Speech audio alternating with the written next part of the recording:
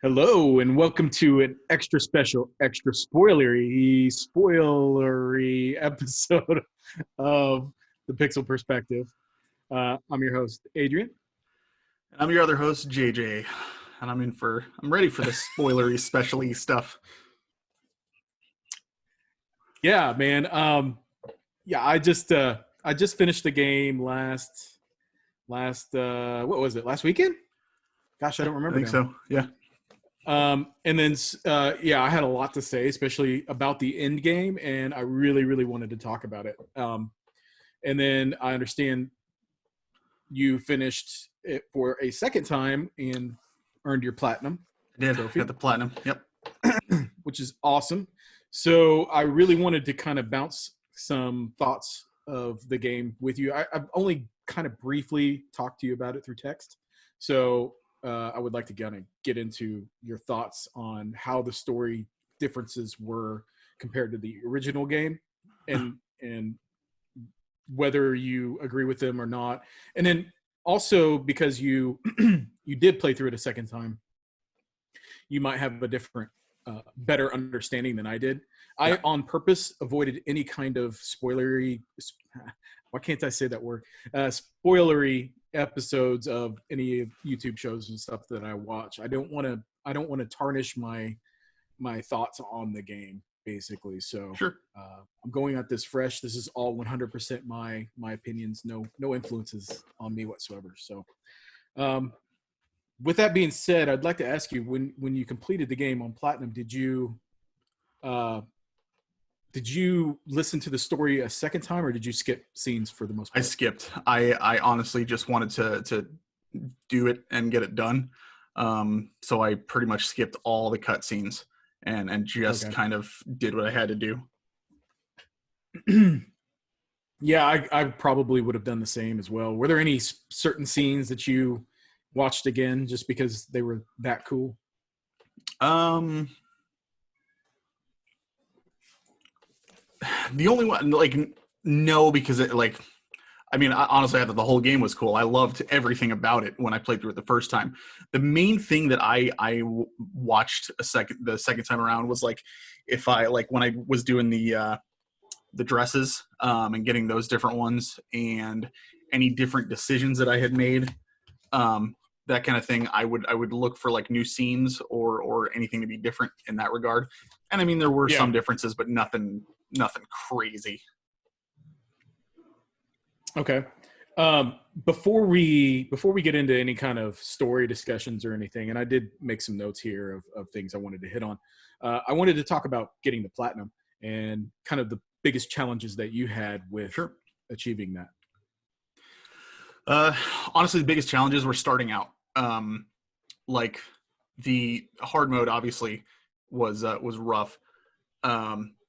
But honestly, it was only for the first few chapters, and then after that, a few specific fights that really weren't that bad. Once I there's tons of guides out there and stuff online now, and as long as you've got a good materia set up and you've been leveling your materia up and you have maxed out character levels and that kind of thing, it's really not that bad. Not to mention, I had planned to take on the optional bosses and do all that stuff after I beat the game on hard. Well, I got to when you can do it, I think the earliest is chapter 17, so at the tail end of the game. Right. In the Shinra mansion, you had the Shinra. That's building, when you finally get introduced to that place. Right. Yeah. That's what I knew I was going to try and do the Marlboro first. And because I didn't even know that was in the game. That's cool. Yeah, it's one of the trophies is to get all 4 of the enemy skills, which Bad Breath is one of those, so you have to fight him. And then taking him down is another one. And honestly, he was a joke. He was really easy. And once I did him, I was like, you know what? why not? I'll give it a shot on the other one. And so I don't know if you know anything about the optional bosses. I don't. So basically the gauntlet is to it's 5 fights, and you're basically fighting all the summons over again, one after another. And if you die on any one of them, you have to start over. So it's kind of like, and they're pretty decently long fights. Do you have a chance to recover in the middle of in between? In between each battle, have you done much of the arena fights? No, just the required ones. Okay, well, it still works the same way. So between every fight, you get restored 50% HP and 50% MP. So you do get healed a little bit, but if you've got a character that's dead or something like that, it's really not going to help you much.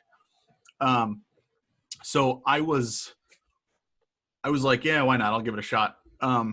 And I got absolutely decimated by Shiva on the first try, and she was the first boss up.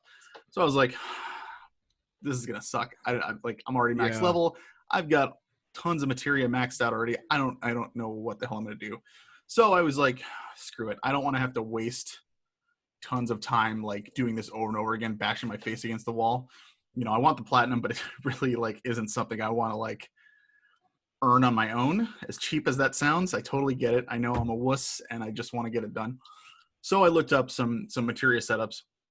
Now, looking at the videos online, I couldn't follow the fights because the battling system is so fast paced that it's damn near impossible to unless you pause after every move to see what they're doing. It's just not going to happen. So what I did was I found a video of a guy who beat it, and he just had his materia set up, and so I just went off of that, and then I fought my own way. And first try after I did that, I cleared the entire thing.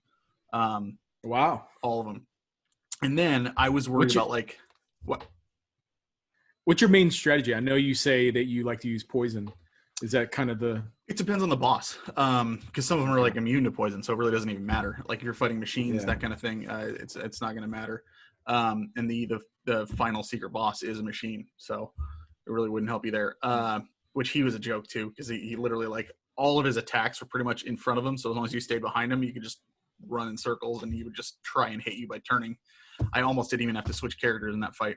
But Bahamut leading up to him, because you have to fight Bahamut, who summons Ifrit in the middle of the fight, and so you have to fight them both, which was insane. But it really wasn't as bad as I was expecting. I was still more worried about because on normal, I had a tough time with Rufus and his little dog cat thing that he has.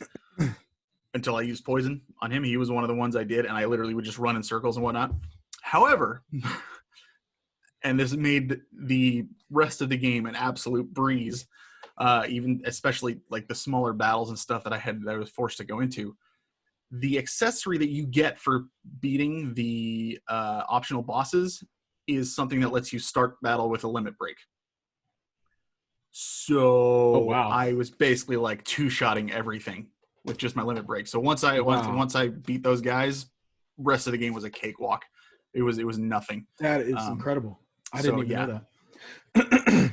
Well, I guess that's a good reward for having to put up with that. Yeah. Microphone just fell out, or earpiece. It honestly it was fun to do the whole thing. And I literally every chapter on hard, I was I don't know how I'm going to do this. I don't know how I'm going to do this. And then I would do it. I would say probably the toughest time that I had was the Hell House boss on hard, especially because I wanted to get all the manuscripts, which you don't have to do that to get the trophy. But I know that if I had not gotten them all and I just saw somebody's weapon not maxed out, but everybody else's was, I would just be and it just wouldn't sit well with me.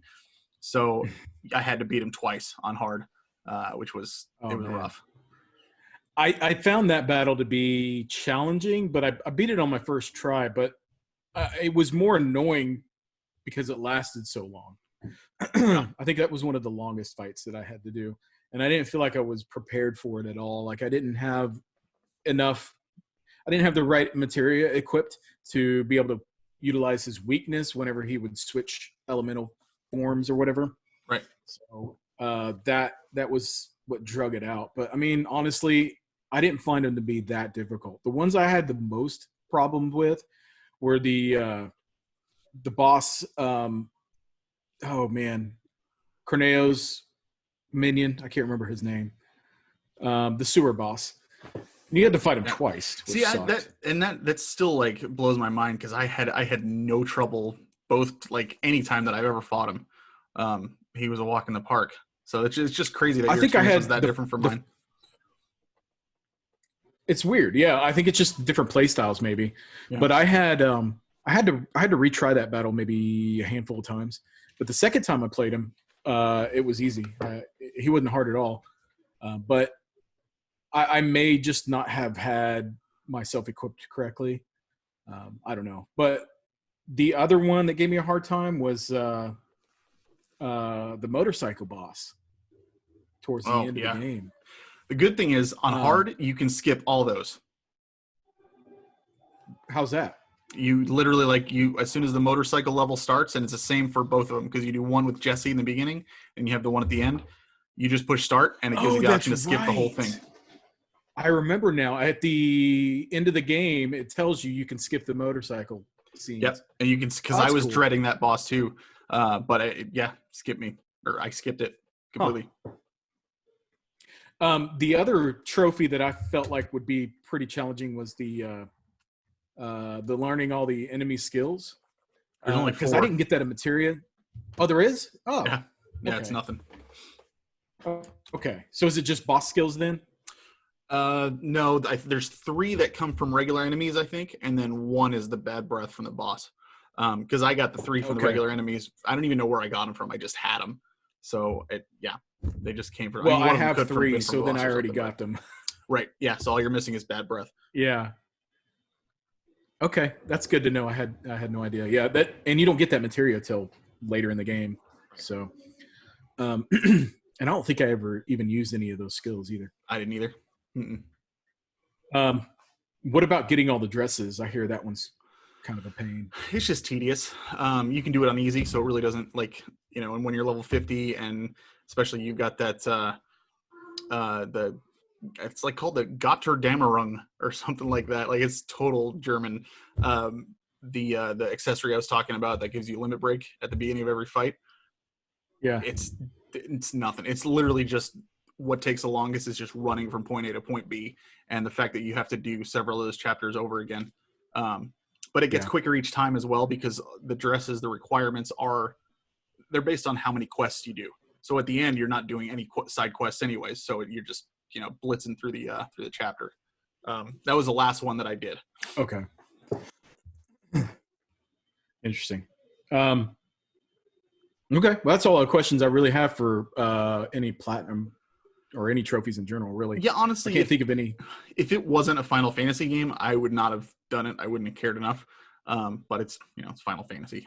Well, it's still enticing to me because I love the game. I absolutely adore the game. It's probably going to be game of the year for me. I'm still thinking about it now, even having finished it. It would just really, really struck a chord with me. And I don't know if nostalgia is the primary reason, but it very well could be. I just enjoyed seeing all of these, the story and these characters and everything fleshed out so well. The game is absolutely beautiful. One of the best looking games I've ever played.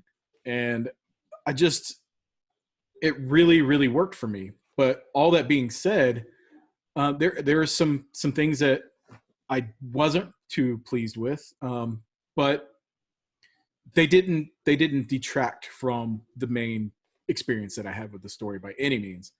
Sure. But they were some annoyances, especially towards the end of the game. So getting kind of right into that, I felt like the game story-wise was really, really, really strong, clear up until chapter 18. 18 to me was just an unnecessary chapter that I think they felt like, well, this game is, it's a 30 to 40 hour game. Well, in my case, it took me like 46 hours to beat it. But they said, I think that because it was so long, they needed to give it like a proper send off through a typical, Final Fantasy style embossed sequence that was, I think, wholly unnecessary. I mean, because chapter 17 was so filled with boss fights anyway. Yeah. I would have been completely fine with the motorcycle boss being the final boss. There was no, I mean, even though the battle system in that battle is different from everything else, the Rufus fight really was kind of, to me, the end boss. Excuse me, it seemed unnecessary. First of all, to have Sephiroth so prominent in this game, but also the weird Genova, I don't know what it was, thing that he summons at the end of the game. I mean, what was that all about, man? I just don't know. I'm trying to figure it out. So What's your thoughts on that? I have a theory as to why they did that, and it's honestly, I think it's just because they had to, because they're doing it in smaller parts. It's kind of, and I think I disagree with them doing this too, because they threw Zack in there, and it completely goes against why I think they put Sephiroth in there so prominently. He's the main point of the rest of the game after that. And so if you just out of nowhere introduce him in part 2, then it doesn't feel as much like the same story. This way they can bring him in and have him be prominent, because most of the people that love Final Fantasy VII, Sephiroth is a big draw for them, and so they want to see that. They want him in there. I agree. I think it was a little too heavy with it, but I think it's because they wanted to make sure that new players especially knew that, hey, this is going to be about Sephiroth. This game, this full experience isn't about the Shinra and trying to take them down. That's that's a side thing. But it's, I don't know. Like I said, Zack is, well, I guess it depends on who you ask, whether he's a big part of it. He is a big part to the story, but he wasn't like super prominent in the original game. No. But just the parts that he were like super impactful. Cause they held a lot of weight. But anybody playing this is going to see him at the end and be like, who is that? Like, what are you talking about? What is this? What's this all about? This way, at least they know that the villain is Sephiroth. We know who he is. We fought him, Genova, all that stuff and everything. And they can kind of get an early head start on the next stuff. I think with the way they did this, we're going to see a little bit less on the Cloud's memory part, because they had so much of it featured here. I think it's going to be more just like the pieces put together, and it may even boil down to just like a cutscene rather than actually playing it. So, we'll see how that goes. But yeah, I think it was mostly for new players to be able to see, hey, this guy is really important, and here's why you should like him and think he's a badass and blah blah blah, all this other stuff. So here's my theory on that whole situation, because I feel like the game was so prominently focused on Shinra and taking down Shinra. Sephiroth wasn't necessary. I mean, he just absolutely was not necessary. I can understand maybe some foreshadowing of Sephiroth like they did earlier in the game with Cloud's visions, but I don't think that introducing him so prominently as they did in chapter 18, 17, and 18 was necessary. Like, I would have been completely satisfied with taking down Shinra at the end of the game, escaping, and looking back in the city knowing there's more to come. Like, I know there's more to come. I am wholly invested in this. As a new player, I'm thinking in the perspective of somebody who hasn't played the original. But like, I think I would have been perfectly okay with that. And then I feel like also, like the original game, even though that section was so much smaller, you don't really learn about Sephiroth until right after that. And then after that, he becomes the main target. I think that would have been a perfect way to start the new game, the next series. But I think the reason why they put him in, besides fan service, is that I don't know, because they had so much time and money invested into this game, they wanted to try to make a complete whole experience. And if the game was poorly received or performed poorly for whatever reason, and they couldn't make a new game to go with it, they could at least say, hey, this was a complete whole game. It wasn't the full Final Fantasy VII story, but at least you got something, and then Sure. be fine with that. And I think don't. that might be, even though at the end of the game they said that Chapter 2 is coming or more is coming, I still think that maybe they went into this design story-wise with that in mind.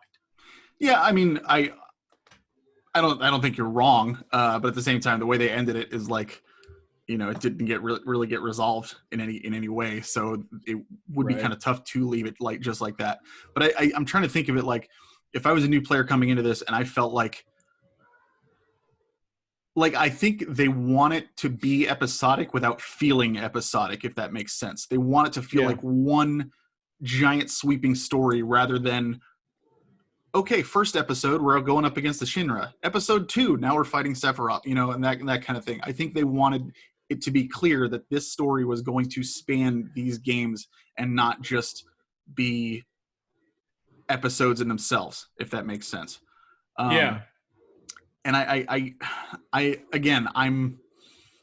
honestly would have just been happy with the upscaled graphics and turn-based combat, kept everything the same, and the story and all that stuff. I think the Whispers were a really, quite frankly, dumb idea. I'm not a fan of those. Every time they came on screen, I got more annoyed than anything else. I was like, really? Me too, man. You're just going to stop me from going everywhere? And it was just, I'm not going to say like it's, or you're going to back. I shouldn't say it's dumb because, the game's not finished. I'm going to give them the chance, and I still had a blast with it. So I retract that it was dumb. It's just not something. Do you think that was their? Chosen. No, I'm not going to retract it. It's dumb. I wholly think it's dumb. I hated the Whispers. Absolutely hated them. I from the moment they were introduced all the way through the end of the game, I hated them. Especially when Barrett got stabbed Aerith style by Sephiroth. Yeah. I thought that was going to be the big twist. They're going to kill off Barrett. And first of all, I was pissed. I was so pissed that they did that because I didn't know that they were going to bring him back. I thought, Barrett's gone. And he is. They wouldn't have shown it in the trailer if they weren't going to bring him back. Shown what? In the final trailer for that, they showed Barrett getting stabbed, which is why everybody was like, what? Oh my God. Like if he was actually dead, they wouldn't have done that. Yeah. So it took me completely by surprise. And I was really, really irritated. And that boss battle right after that, I was so irritated. I was like, come on, you can't kill Barrett. I love Barrett. He's amazing. But they brought him back in the most ridiculous way with the Whispers.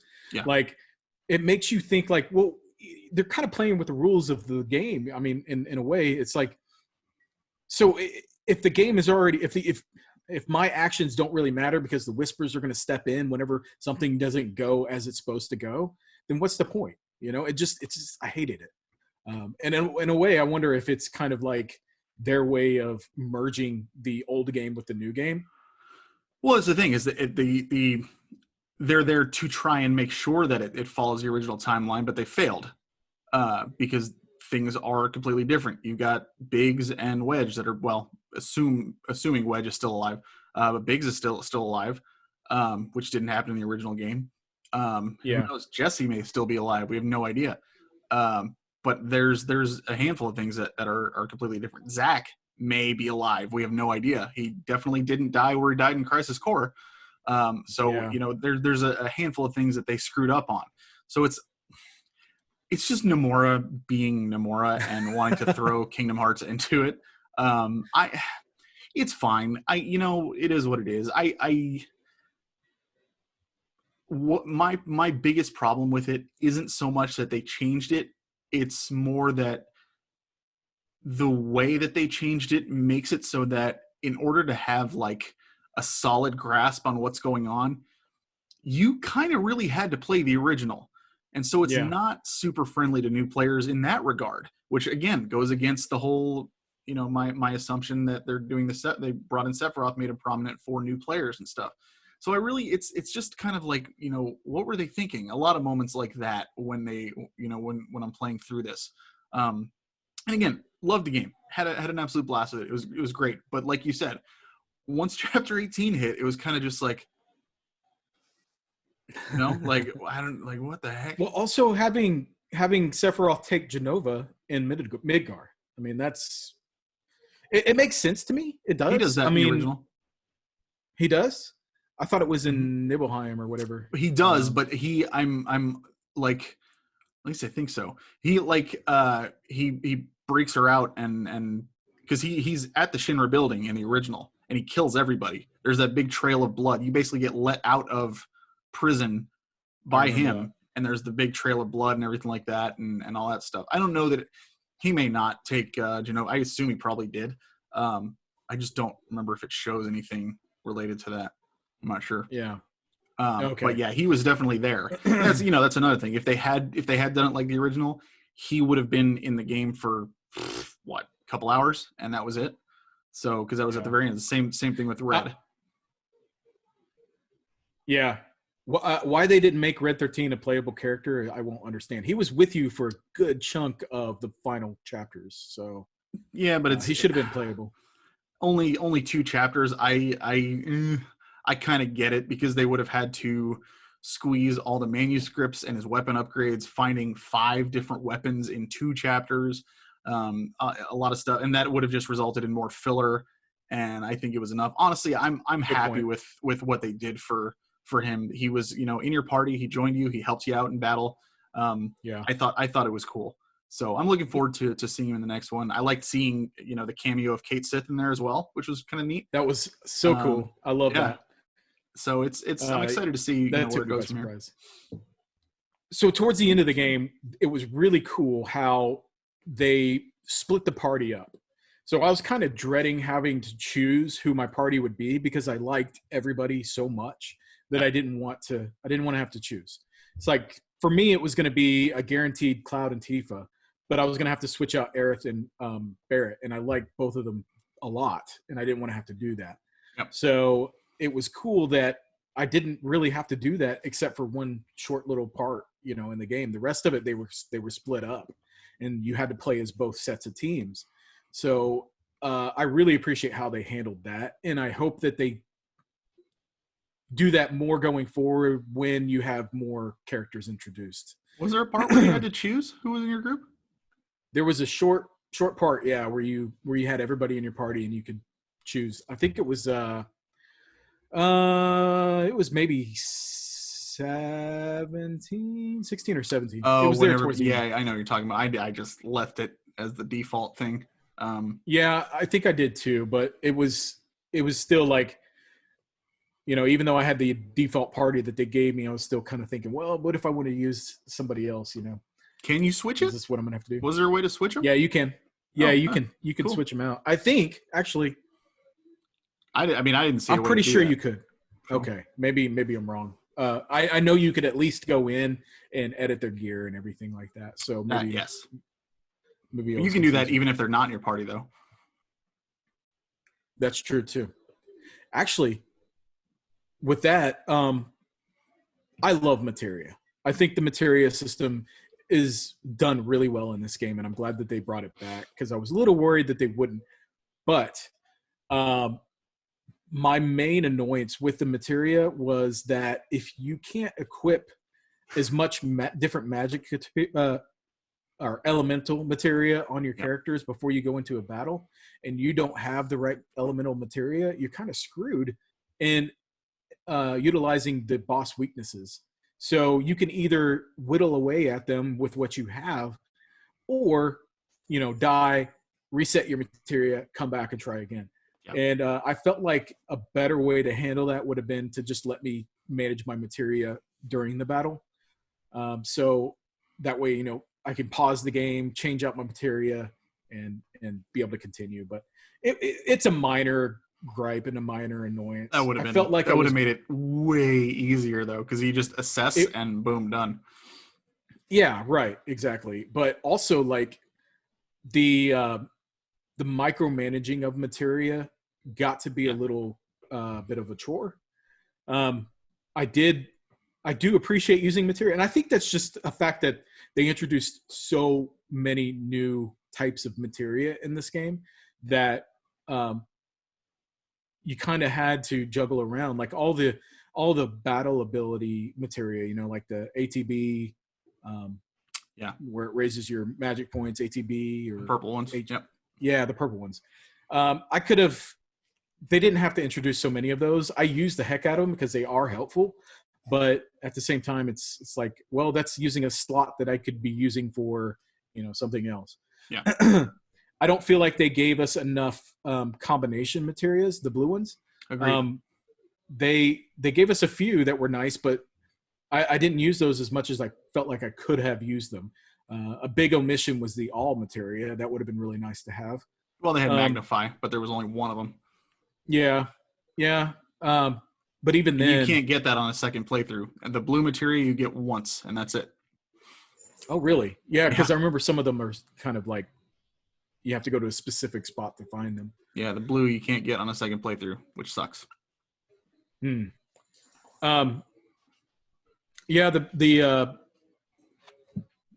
me bring up my notes here because I was talking about materia, but sorry. Okay. I want to talk about the new characters for a second. Okay. How did you feel about the new main characters that were introduced in this game? Overall take on them. What do you mean main characters? Like the motorcycle guy. I can't remember his name. Roche. Yeah. And Johnny and the girl at the end that Johnny was in the original. So I found that out. I didn't remember that. Yeah. But after not to I this completed extent, not at all. No. But I went through and playing through Final Fantasy VII on the Switch right now, the original. And I'm at the Honeybee Inn part, and I see Johnny outside. Yeah. And I was like, oh, he is in here. I was kind of shocked to see that because I didn't remember that. But I still consider him a new character because, sure. He's an NPC that does nothing. He has a one-liner, and that's it. Yeah. But, like, I think Roche was way over the top and kind of dumb. That was all Nomura, I guarantee it. He was like, we got to have another soldier in there who does crazy flips and stuff with his motorcycle. And like, yeah. Okay. All right, I guess. That whole scene was dumb, but it was fine. It's fine. I thought it was cool how they pulled off the you know what? I'm honestly okay with them. Like, I think the idea is kind of cool. I think it's kind of neat too, because you really, aside from Cloud and Sephiroth and Zack in the original, you really don't see or hear anything of any soldier members at all, other than you fight a few in the Shinra building. But there's no mention or talk of anything like that. And so to have somebody else from Soldier to kind of get a little bit more, I don't know what the word is I'm looking for, but to see a little bit more on those members and that kind of stuff and be like, oh my gosh, yeah, anybody who's in Soldier is a badass. Is kind of cool. I just think he was a terrible choice because he was so over the top and weird. But it is what it is. They could have done somebody who's more Cloud and Zack type, the kind of quiet, strong type, because everybody else is that way. Sephiroth is that way. Why is this guy so over the top, weird and crazy? But also the guy who is kind of like the in between, the gatekeeper for Corneo. He was a big part in it. He didn't bother me as much, although he had this kind of forced sympathy for him that you're supposed to feel that I didn't really get. Because I guess he fell in love with some random woman that Corneo just tossed aside. The storyline in that would have been interesting. He was with the girl originally, and she went to, he chose her to be his girl, and so he was like, okay. And I think it had to do with like giving them a better life or something like that. And I don't know. I agree with you. I didn't really pay that much attention to it. I thought he was okay though. But it was all right. I thought he was handled fine. Yeah. Yeah, and I thought it was. I'm a sucker for anybody who comes off like a jerk in the beginning and ends up being your buddy towards the end. I always like that. So. Yeah, I just felt like the secret keeping that he was doing, getting you to basically run through the sewers, was kind of. I don't know. Like a lot of storytelling elements were very annoying and very much like fluff. But at the same time, like I didn't really get annoyed with the fluff until chapter 17 when you're in Hojo's lab. That's at the point of the game where I was like, okay, I am ready to be done with this game. I want to see the end of this game. But also chapter 18 in general was like, I'm beyond done with this game. I don't. At least it was short. Like Chapter 18 was literally just 2 boss fights and you're done. So it didn't seem short to me. I think I spent at least an hour on that chapter. The part where you're fighting all those 3 elemental monsters was really, really annoying. And the biggest annoyance to me during that battle is that they would pause the action so you could look up at the big creature and then he would change something. And that happened way too frequently. Once or twice would have been fine, but they must have done it, I don't know, half a dozen times at least. Every time you killed one, it would do that. That's what it was, yeah. And it was just so frustrating to me. But you also got to keep in mind, like, when I was playing through the end of that game, I started it at chapter 17, I believe. 16 or 17. I started it on last Saturday morning at like 9 a.m. I didn't finish the game until I didn't finish the game until like 4 p.m. So I don't usually have extended gaming sessions like that, but I really, really wanted to see this through to the end, and I was enjoying it. So when chapter 18 came around, I was already pretty annoyed with the fluff and just wanted to be done. So, that's kind of weighing in on my opinion of that chapter as a whole, anyway. But also, it was drawn out.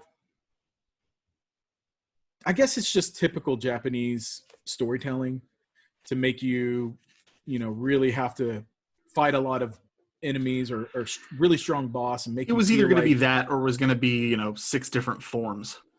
So right, yeah, and I guess it's better than the multiple forms that the old Final Fantasy games do. It doesn't bother me that much, but maybe if I had taken breaks in between, it would have been better. So the other thing I wanted to touch on a little bit is actually talking about Zach. So what did you think when they were showing Zach? Did you feel like, or were you under the impression that was going on concurrently, or was that something that happened in the past? Because I couldn't really tell. I knew it was happening in the past because the scenes were from Crisis Core. Oh, okay. So, and while the scene where he was carrying Cloud, that was not. But that's the new part. That's because that's when Cloud separates from him and leaves. But it's leading up to that, like where he's facing down the army of soldiers and stuff like that. That's how he dies at the end. Okay. I never finished Crisis Core. I enjoyed it. I didn't either, but I really wanted to like know how it went down. So I've read up and watched a few videos on it and stuff. So I did do that, but I do plan on playing it at some point. Yeah. Well, I really love the way that they fleshed out Midgar, like the world itself, the city itself. Like at the end when they give you kind of full reign to go wherever you want. Mm-hmm. Except for sector 5 or 6, whichever one was destroyed. That was really cool to be able to go through and also to take the chocobos and fast travel and stuff like that and do some wrap up some end quests and things. As a whole, like I always thought that the Midgar section in the original game was could have been fleshed out more. It was one of my favorite parts of the whole game, Oh, it's great. Yeah. So I am beyond excited that they did what they did. And I'm really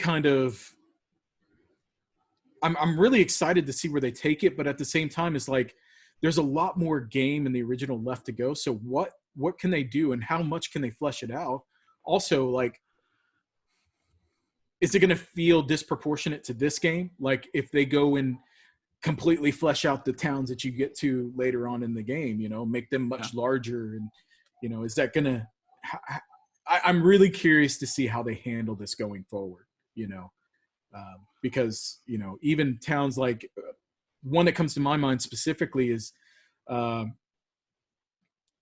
scene where Barrett has to dress up, where you guys dress up and you have to walk up with the soldiers to try to get. Yeah. That scene to me seems like it could take up a good chunk of the game. There's a lot of smaller towns in between, but that and, the backstories of, Barrett's backstory and Tifa's backstory, the whole story drop that they do right after Midgar in the original, like, are they going to do that again? They've kind of already hit on a lot of that stuff. Well, like I said, I think it won't be like a playable thing like the original. I think because we've seen so many cutscenes, I think it's more than likely going to be a like just a cinematic of all that stuff to give it context and to make it make sense. Yeah. Also, like overworld view and traveling. I wonder how they're going to do that, because I know they're not going to do the traditional. They're not going to do a world map. That really sucks. But I highly doubt we will see a world map. I think it'll be like we have now, where it'll just be like traversing zones in between, going from point A to point B. And I hate that. I hate that so much. It is. It's frustrating. I mean, I would be okay. Actually, as dumb as it might seem to add in a world map like that, I think it's okay. They've already established this game as being serious with a lot of quirkiness. Actually, this game reminds me a lot of Yakuza. Specifically the scene with Cloud when he was dancing. That reminds me of, like, that's so unlike his character, and it just comes out of nowhere that he's dancing like this. And it reminds me of Yakuza. He learned that dance fast too. Good Lord. Oh yeah. Yeah. And he was just, he just didn't care. And it just seemed completely out of character for him. Well, the Yakuza series does the same damn thing. It's like a super serious story that you're supposed to take seriously. And then they'll throw in a lot of, like, really funny, out of place moments, like dancing and things like that. So right. I appreciate things like that. Like, I know I don't want it to be so over the top serious that, it's just, it's a detriment to the story more than anything. But I felt like they handled it well. It didn't annoy me quite as much to see over the top things such as the motorcycle ride and everything. I think that's like the first part where it kind of takes a break from the seriousness and being like, oh yeah, don't forget, we're still. Yeah, it's more of just an eye roll kind of thing. Like, oh boy, here we go. Yep. Yeah. Okay. Very cheesy. Yeah. Cheesy moment. It's not. Yeah, but it's definitely not a deal breaker. It's still a spectacular game, and I had a blast playing it. So. Yeah.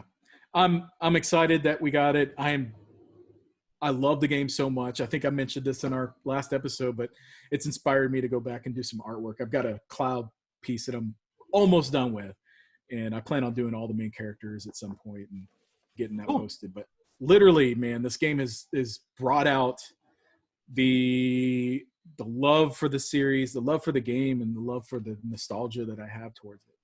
I really appreciate that they did this, and I can't wait to see more. Agreed. I mean, I there's really not much more to say. I'm still like, I'm a purist when it comes to this kind of stuff. I think it was perfect the way it was, and I would have loved to have just seen it with a shiny new coat. But I totally get it. I get the new combat. I get the additional scenes. I get the additional characters. I get that my cat loves to freaking scratch stuff. But I'm just like, it was better than I was expecting, given what I was afraid of. Right. They could have totally botched this up, but they didn't, and I respect that. Yeah. And I respect the fact that they were so respectful to the source material and kept a lot of that stuff in. I mean, yes, they changed some things, but I might gripe about them a bit, but I'm okay with it as a whole. Like, the fact that they left in as much as they did was enough for me to be absolutely in love with this game. Right. I'm excited to see more. I want them to take their time and do it right, though. Like, I don't want them to rush through anything. I feel like, though, that maybe they have kind of established assets and things from this game now. They have everything already established. They know it works. I think that we might get a new game sooner rather than later, and I'm excited for that. It'll be interesting to see what all carries over, if anything, to the next one, because, what are they going to do? Have us start at level 1 again? Are they going to have us start at level 50 if we made it there? As far as our materia, are we going to be able to have that leveled up and everything?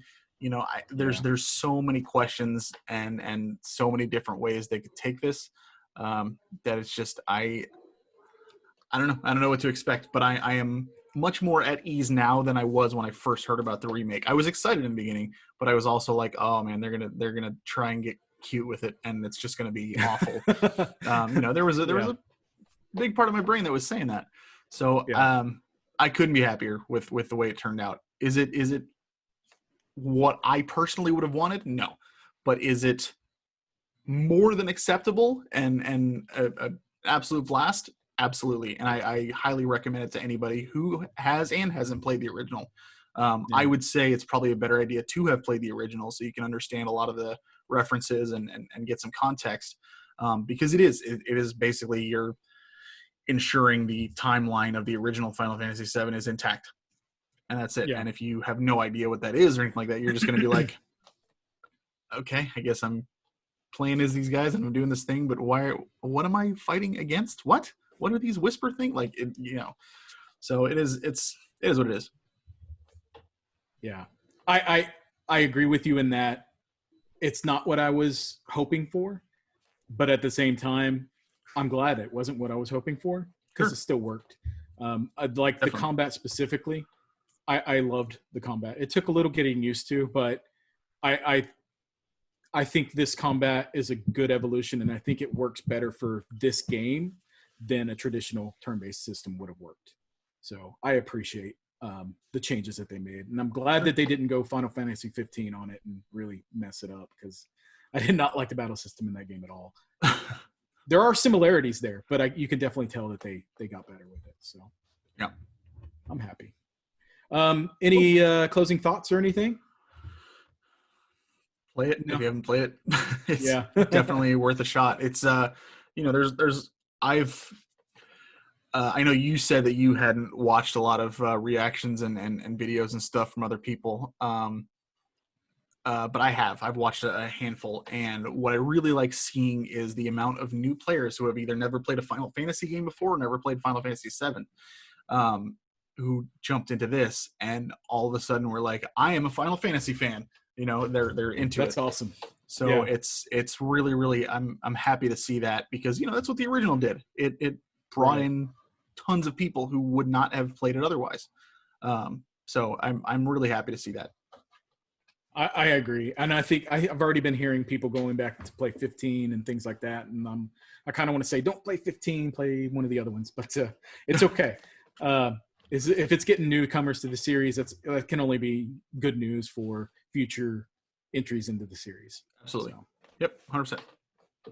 Well, with that, I think we're going to end that. If you guys want to look us up, I am at Birdazoid on Twitter, BIRDAZOID. And I am at JJ Santinello. Link will be in the description. There you go. Because again, I don't want to spell it. Said that on the last episode. So thanks for tuning in. We really Game Room Revival though is where you want to go look for. That's where you can see the video, and then audio. I think you've pretty much got it on anything that has podcasts, right? Pretty much. If I don't have it on something, let me know, and I will make it happen. Well, there you go. Cool. But take us out. Hey guys, thanks for watching or listening.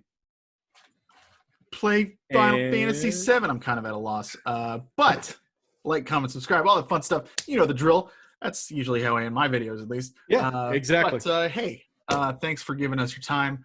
Tell us what you think of Final Fantasy VII Remake, because clearly we loved it, even though we did have some minor gripes, but far from deal breakers going on. So yes, thank you for listening. And as always, Adrian, what should they do? Keep on gaming. Nailed it.